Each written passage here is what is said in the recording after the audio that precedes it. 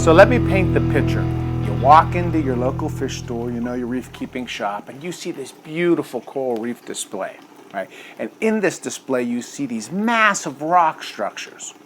And you look at that and you say, man, I really want to set something like that up in my aquarium, or I want to set my aquarium to look something like that. Then you walk over to the dry rock or the live rock, and you see these rocks that are about that big. And you're like, how do I get from this to that, right? And it's one of those things where, again, if you've been in the hobby for a while, you realize that, again, if you buy all this little rock and you stack it up, it's going to fall, it's going to end up blocking circulation that you want in your tank, and it's not a good answer, right? And for me anyway, I always used to know that there were kind of these people that would make these cement structures, but it always seemed like it was heavy lifting, right? Well, in today's episode, Kevin Berta from over at Top Shelf Aquatics down in Winter Park, Florida, is actually going to talk about a kit that they sell and use actually, right, to build those rock structures. And he has a couple rock structures that we'll see, but ultimately it was a nice kind of, we'll say, subject to talk about, because it was something for me that I always wanted to kind of put in my tank and never know how to get from A to B. And then for them, if you're not so inclined to actually build it yourself, right, they'll actually build it for you. Now, again, he'll talk about some of the limitations you've got in that round, but again, it's an option, and that's why I actually came up with the title for this holiday season, what a really cool gift to give yourself, right? The reef keeper who has everything, right? One of those beautiful rock structures that you put in your display, and then you move your corals on top of it, right? And solve some problems that you've probably had over the past few years by stacking all the other kind of rocks in your tank. So with that being said, again, I'm Russ Kickle, and welcome to another episode of American Reef.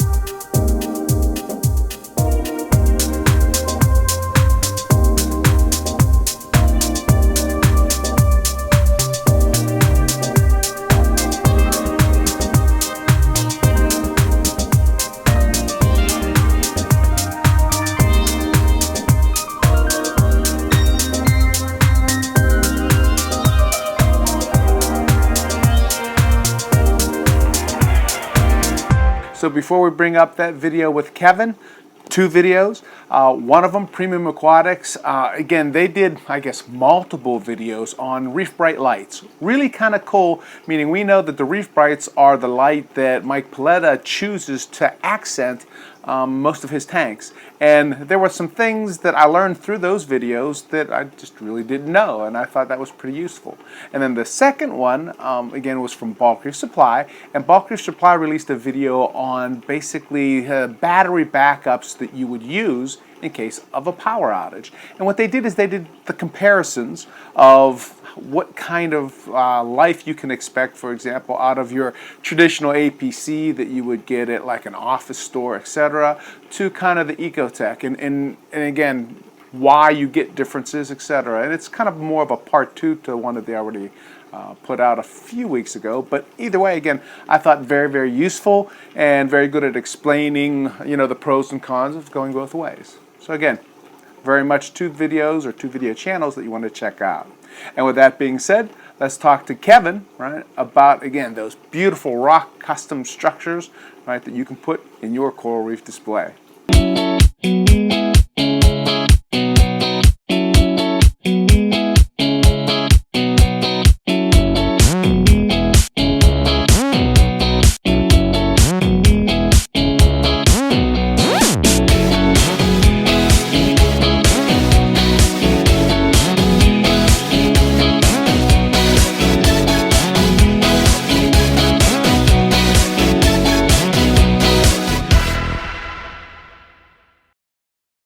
Kevin. That is freaking awesome rock. Talk to me. In other words, that didn't come out of the ocean, right? No. We actually sell these concrete mortar kits that have an epoxy in there to make your own custom structures. Okay. So if you are kind of an artistic type and you want to try to build it yourself, we do sell the aqua art kits through the store. They start at about $30. Pretty much this structure, if you look at it, was probably about 20 different rocks when it was first put together. And you just kind of piece it together bit by bit, bond it through the mortar, reinforce it, put a little sand over it, and it all blends in the long run to look like one seamless rock structure. It's one of those things when I first got in the hobby, like a lot of people, they probably just grab the rocks. Yeah. I want to just throw them in. Yes. And you make a big rock pile. Yes. The more tanks I've done, I realized it just really makes everything stand out so much more if you take the time to, aquascape it. A lot of the kind of looks and concepts and three-dimensional appeal, I was inspired by a lot of freshwater tanks that I had seen, a lot of the freshwater planted tanks. And I kind of wanted to bring more of that artistic side to the hobby. So, overall, that's when I got inspired to do a lot of these custom structures. I've done some pretty crazy stuff in my own tanks, and I build these for customers all the time.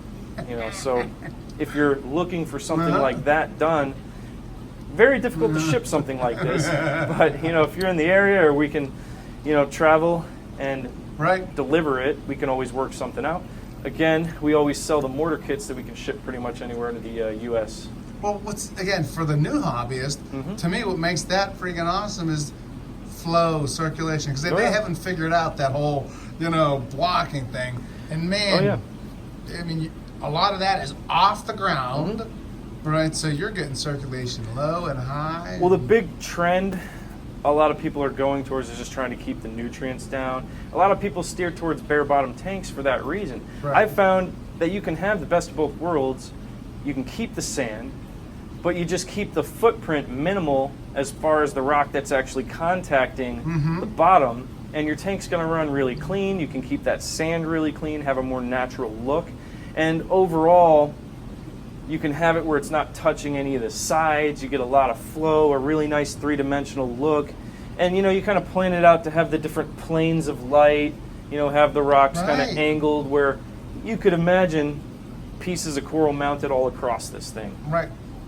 Okay, so have you ever, remember we were talking earlier about like custom setups that you've done? So have you done any of your custom setups with those rocks in it? A lot. Yeah, Really? No, definitely. We do these all the time. A lot of our customers, if they're going to, really try to make the tank stand out, be something that, is magazine quality or something that you'd see on YouTube, you got to really take it to the extremes these days to stand out. So we do all that stuff. We do custom plumbing, custom sumps. We do a lot of these rock structures specific to your tank dimensions, which is nice because, we can plan on where your water line is, plan on where the pumps are going to be, the type of coral that you're going to have, and kind of make the rock for you specifically in your tank, which is, really going to make it stand out. Just be more of a piece of art. So on these custom tanks that you did, right? I think we were talking earlier, and you said average like between 125 300, kind of the range of tanks, right? Do any one of those tanks stand out to you as far as, man, it was when you were left, you were like, yeah, I did that. That's me, right? Right.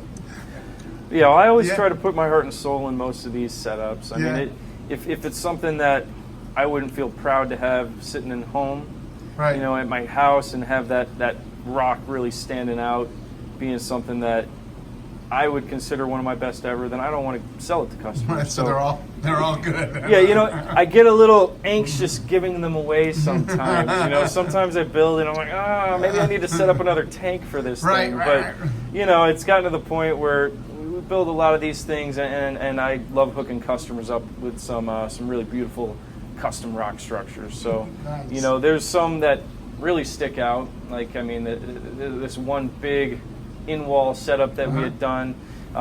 This rock structure was essentially 3 giant structures that we had tied together.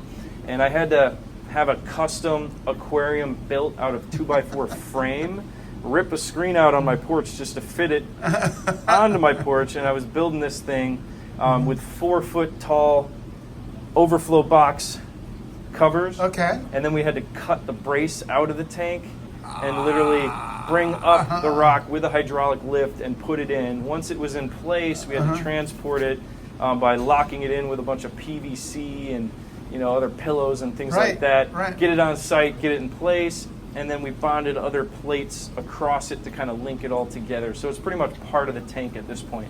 And the guy has it set up where he has a remote control where the TV drops down in front of it, all decked out. That one's just absolutely killer. Yeah. Where was that one at? What state?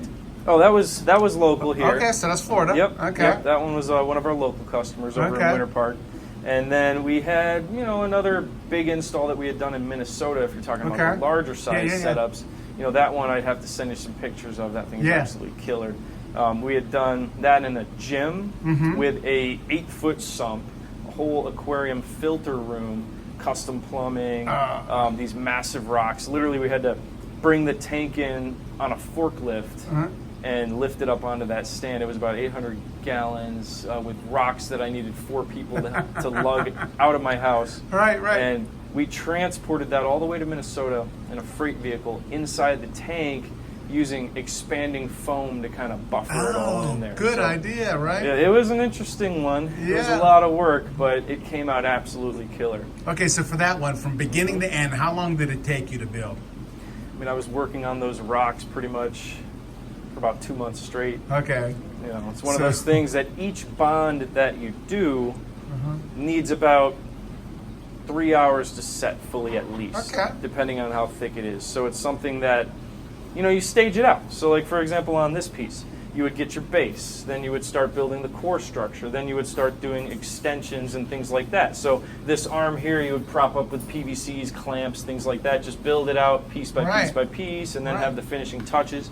And you have to reinforce them on the undersides as you go to give it, really a strong structural integrity, and then build out the foot so the thing won't tip over, because obviously this is more of a gravity-defying structure. It naturally wants to just lean, but most of this will be hidden underneath with the sand, and it just comes out really, really, really killer. Yeah, it does. Okay, so the one that you were just talking about took you 2 months to do. Okay, so it takes 2 months to basically just build the rock structure. Well, that one had about 6 different substructures that came together as a whole set. So, obviously that one's a little more elaborate and a little more work. But, a lot of them we can churn out pretty quickly if it's for a smaller scale tank, like what we typically do for most customers. If you give me pretty specifics on the size of the tank and that sort of thing, I can usually knock them out in a few weeks. Okay. And as far as, like, to your point, that's more of a local job, but can you ship them, or? It's something we're looking into. Okay. I'd really have to figure out that process, but obviously UPS and FedEx aren't the most careful, so you can only imagine what would happen to this in a box. But we're planning on trying to do a couple test ships on that stuff, maybe down the road. But mostly we get people who are willing to drive up. I had a couple people from Georgia literally drive out here and get custom rock structures, bring it back strapped up in their vehicle with seat belts, and they have the thing babied over there. That's right, it's the passenger. Yep. Okay, so I guess to that point, right, driving distance, and again, I'm not a Florida dude, but let's say a 4-hour radius. Where's the northern part of that 4-hour radius? Is that Georgia? I don't know. I think Georgia's a little bit more of a hike depending on where you're going there, but yeah, I mean I'm trying to driving distance is all relative to the speed. person. I mean, I could see somebody coming here if they really wanted a custom set like this coming from New York. And the other thing is too, we do travel a lot for shows. So if you were kind of coordinating with us and we had something in stock or built something ahead of time for you, if we were coming to your area, we might be able to throw it on the truck with our supplies and that sort of thing. Well, so to that point, what are some of the shows that you frequently attend? Well, we do MACNA most of the time, Reef Palooza, New York, obviously Orlando, the local one. We'll be doing Chicago this year as well. We hit up a few other ones in like the South Carolina area. We just recently did one out in Atlanta, Miami, Tampa. And we're looking to try out more and more shows kind of across the states. Sure. Okay, but those are the ones you do now. So to that point, if you're in one of those zones and you want to do something like this, that's an easy conversation to have, so to speak, right? Yeah, and a lot of the other stuff we had spoken about earlier, like the sumps, if you wanted a 3D model made, something custom, it's easy enough for us to have it crated up and shipped to you anywhere in the U.S. And even the tanks, we can ship them on a crate too.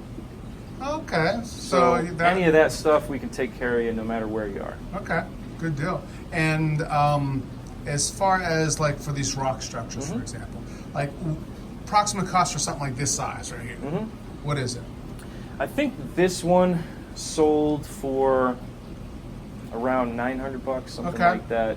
You know, generally speaking, if it's, let's say, a 120-gallon tank, you could imagine it'll probably be around $1,200, something like that. Right, right. You know.